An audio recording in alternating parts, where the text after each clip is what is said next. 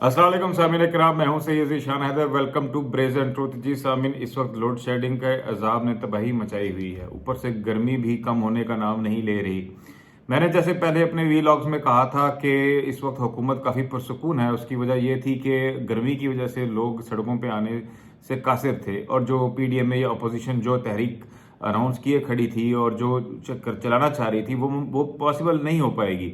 उसकी वजूहत मैंने यही बताई थी कि एक दो वजूहत मैंने बयान की थी। इनमें से एक तो ये था कि वबा के बाद अब अवाम जो है काम करना चाहते हैं, वो बाहर निकलना चाहते हैं, थोड़ी सी ज़िंदगी में वापस आना चाहते हैं। अब वो एजिटेशन या किसी किस्म का टकराव की नहीं करना चाहते। साथ ही उनके पास जो मईशत के सूरत हाल इतनी वर्स हो चुकी है कि लोगों की जमा पूंजी ख़त्म हो चुकी है।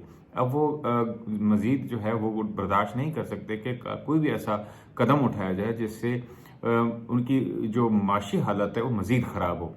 तो ऐसी सूरत हाल के अंदर जो भी अपोजिशन या पॉलिटिकल पार्टीज़ जो हैं हुकूमत के ख़िलाफ़ कोई भी तहरीक चलाती हैं वो कामयाब नहीं हो पाएगी, क्योंकि अवाम इतनी गर्मी के अंदर एहतजाज नहीं करेंगे। तो ये काम खुद हुकूमत ने कर दिया। तो हुकूमत ने खुद इस तरह अपनी इनकॉम्पिटेंस की वजह से, अपनी mismanagement, lack of farsightedness, lack of planning की वजह से ऐसा माहौल पैदा कर दिया कि लोग खुद मोबिलाइज होने लग गए हैं। उनकी अपनी पार्टी के अंदर से तनकीद होनी शुरू हो गई है। जो काम अपोजिशन नहीं कर सकी वो PTI की हुकूमत ने खुद कर दिखाया है। अवाम को सड़कों पर इस गर्मी के आलम में निकलने पर मजबूर कर दिया है। अगर ये सिलसिला लोड शेडिंग का बहुत जल्द ठीक नहीं होता तो फिर हालात बहुत बिगड़ सकते हैं।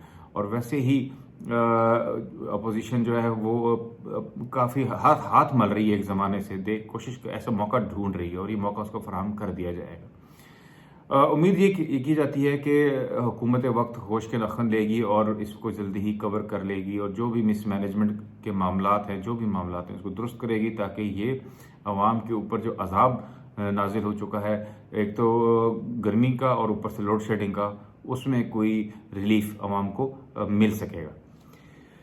दूसरे इसका एंगल ये सामीन इकराम कि मैंने कुछ अर्सा पहले, अब तो चंद साल हो गए, नॉम चॉम्स्की का इंटरव्यू किया। तो किसी तारीफ के मोहताज नहीं, तकरीबन हर शख्स उन्हें जो जानता है कि he is one of the biggest intellectual in the world today. उन्होंने यही बात की थी कि इस वक्त जो इंसानियत है या ह्यूमन रेस है, उसको जो है ग्लोबल वार्मिंग और जो इन्वायरमेंट के असरात है उसके ऊपर तवज्जो देनी चाहिए। और उनकी अब जैसे जैसे ये गर्मी की वेव्स बढ़ती जा रही हैं और पानी की कमी और मुख्तलिफ इस तरह की बातें जब रियलिटी बन के हमारे सामने आ रही हैं, तो उनकी बातें मुझे शिद्दत से याद आती हैं कि उनमें कितनी हकीकत थी। हम गोला बारूद, ताकत, माल और दौलत इसके पीछे भागते हैं, लेकिन इस ज़मीन जिसमें हम सांस लेते हैं, जो हमारा असल घर है, उसका अगर हम ख्याल नहीं करेंगे तो फिर हमें सर छुपाने के लिए इस कोरार्स पे कोई जगह नहीं मिलेगी। ग्लोबल वार्मिंग और हालात की और आलूदगी को सरफ नज़र कर हम जिंदा नहीं रह सकते, ना ही आने वाली नस्लें इस कुरार्स पर सरवाइव कर सकती हैं। तो ये एक बहुत बड़ा मसला है, इस पर हम अलग एक वीलॉग ज़रूर करेंगे। इस वक्त हम बात करें सिर्फ पॉलिटिकल, तो पॉलिटिकल सिचुएशन ये है जी, आज बल्कि जब आप ये देख रहे होंगे तो उस वक्त बजट शायद पास हो चुका हो। बजट तक तो हर चीज़ स्टैंड स्टिल पे थी। अपोजिशन का भी आपने नोट किया होगा, उनको भी मालूम था कि बजट ने तो पास होना है, क्योंकि बजट पास होगा तो मुल्क चलेगा। मुल्क के जो मशीनरी को चलाने के लिए, आप समझ सकते हैं मैं किसकी बात कर रहा हूँ। तो तमाम मामलात के लिए बजट बड़ा ज़रूरी होता है। उसके ऊपर, इस मामले के ऊपर तो कोई कॉम्प्रोमाइज़ नहीं, किसी किस्म की सियासत नहीं की जाएगी और बजट पास हो जाएगा।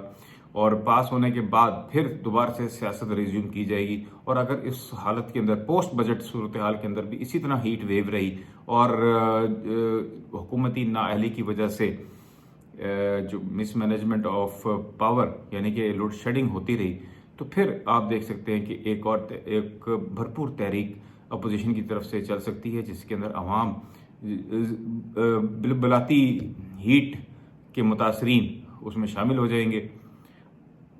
एक तो ये चीज़। दूसरी ये चीज़ है कि आपने नोट किया होगा सामीन इकराम के खान साहब बड़े बोल्ड बयानात और बोल्ड स्टैंड नो के, जिनका हमेशा जो निकलता है उसका अगर आप सम अप किया जाए तो एक बहुत बड़ी नो यानी कि ना, उसके ऊपर बेस करके वो चल रहे हैं। पिछले 6 माह पे अगर आप गौर करें तो गिनवाने की ज़रूरत नहीं, आप जानते हैं कि किन किन मामलात के ऊपर उन्होंने नो किया है, चाहे वो फॉरेन पॉलिसी हो, चाहे वो اور بیوروکریسی کے معاملات ہوں یا کوئی بھی چیز ہو، ان پہ انہوں نے اکثر جو ہے نو اور میں نہ کھیلوں میں نہ مانوں اس طرح کر کے انہوں نے کوئی کمپرومائز کی طرف نہیں جا رہے، وہ کافی سخت ہو گئے. بات یہ ہے کہ بات نو کی نہیں ہوتی، بات یس کی ہوتی ہے. اب میں تھوڑا سا ایکسپلین کروں کہ میرا کہنے کا کیا مقصد ہے.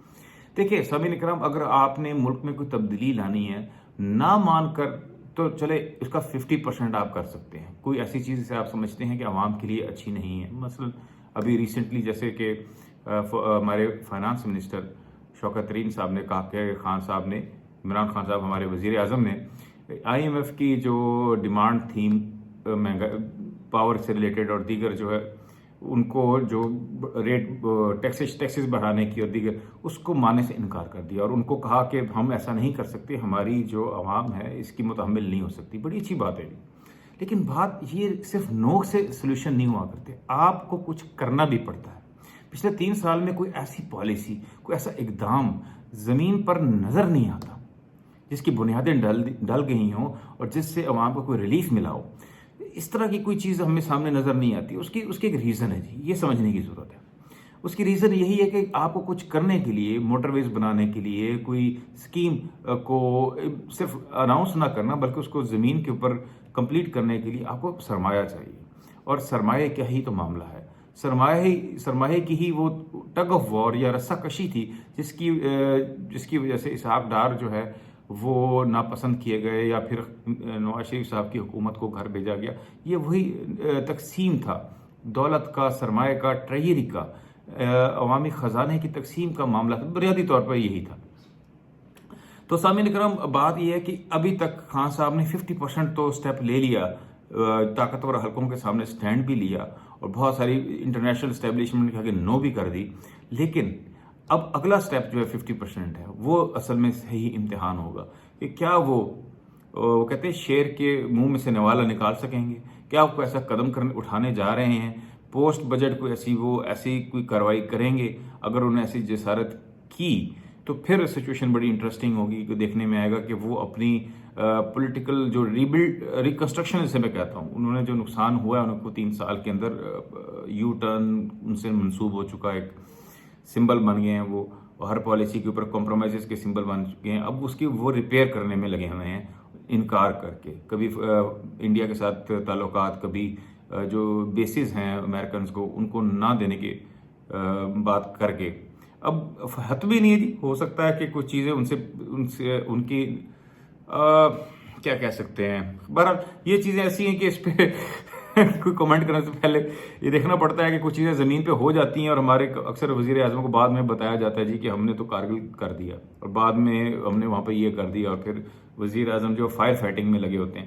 خیر، یہ ہماری ہسٹری ہے، تاریخ ہے، اور اس طرح کچھ چیزیں جو ہیں وہ ہو چکی ہوتی ہیں اور بعد میں جو ہماری جو پولیٹیکل یا ہماری جو لیڈرشپ ہوتی ہے اس کو گورنمنٹ کو آن بورڈ لیا جاتا ہے. پر یہ ایک اور ٹاپک ہے، اس پہ پھر ہم کبھی بات کریں گے. تو ابھی کہنے کا مقصد یہ ہے کہ خان صاحب ابھی تک انکار تو کرتے آ رہے ہیں، لیکن جب وہ پاکستان کے وسائل کی تقسیم کے اوپر کوئی ایسا ٹھوس قدم اٹھائیں گے، سٹیپ لیں گے، تو پھر دیکھا جائے گا کہ وہ کیا واقعی جو ہے وہ کس حد تک اسٹرانگ وزیر اعظم ہیں، کس حد تک وہ اپنی جو ہے امپلیمنٹ کروائیں گے اپنی جو وہ کہہ رہے ہیں، اور کس حد تک وہ سٹینڈ لے سکتے ہیں ان طاقتوں کے اگینسٹ، ان پریشر گروپس کے اگینسٹ جن کے آگے شاید 2/3 میجورٹی والا میاں محمد نواز شریف بھی سٹینڈ نہ لے سکا.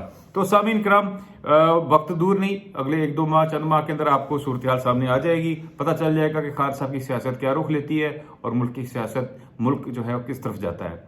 آج تک کے لیے اتنا ہی. سید ذیشان حیدر کو بریزنٹ ٹروتھ کے پلیٹ فارم سے اجازت دیجیے. خدا حافظ.